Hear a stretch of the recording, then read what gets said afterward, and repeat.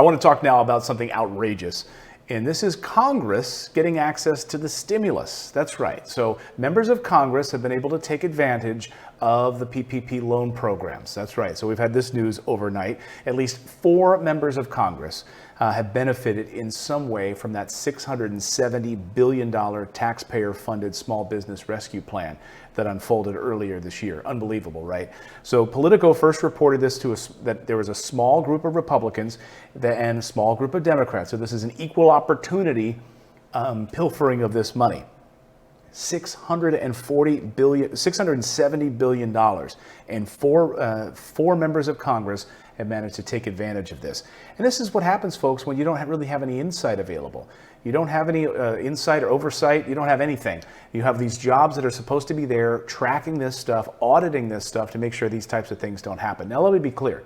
This is not illegal, but it is unseemly. In the same way that we don't want these big public companies raiding these PPP loan programs because they're meant for small businesses, we also, I don't think, want members of Congress or any beneficiaries of Congress getting access to these funds as well. I mean, let me know in the chat, what do you think? Is it okay for the spouse of a congressional member to take advantage of these particular loan programs? It's not illegal, it just smells bad, doesn't it? So here are the individuals. I'll give you their names. Maybe some of these will ring a bell to you in your constituency. Texas Representative Roger Williams, he's a Republican.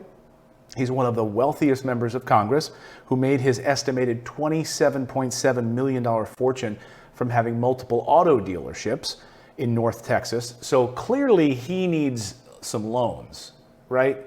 $27.7 million fortune. He needs access to the stimulus money. He also has valuable real estate. Then you also have Missouri Representative Vicki Hartzler, whose family owns farms and equipment across the Midwest, also Republican. Those on the Democratic side, so it's equal here. Democrats as well. On the Democratic side, we have Nevada Representative Susie Lee, whose husband is a chief executive and a casino developer. And Florida Representative Debbie Murkosel Powell, whose husband is an executive at a restaurant chain that has since returned the loan. So they've returned the loan. That's that one Democrat, they've returned their loan. But the other 3, still not.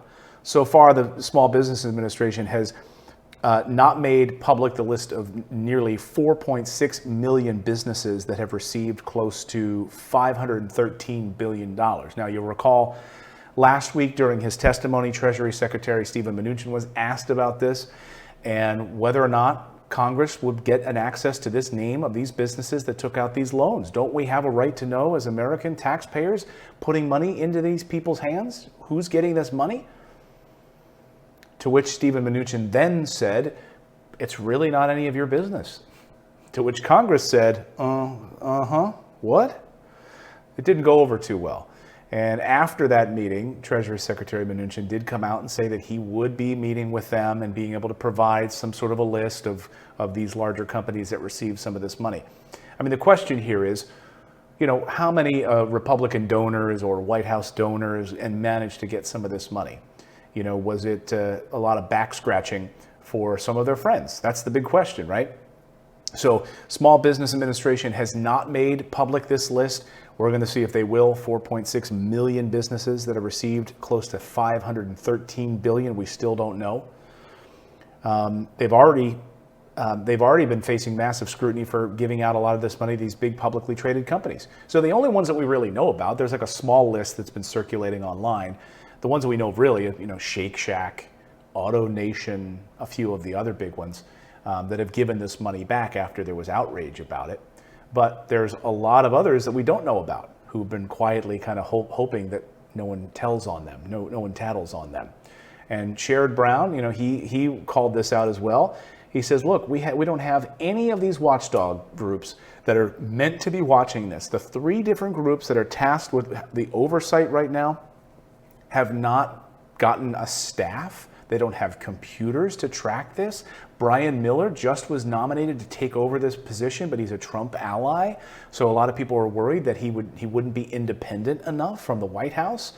And can you really have a watchdog that, is basically all cozy with the White House?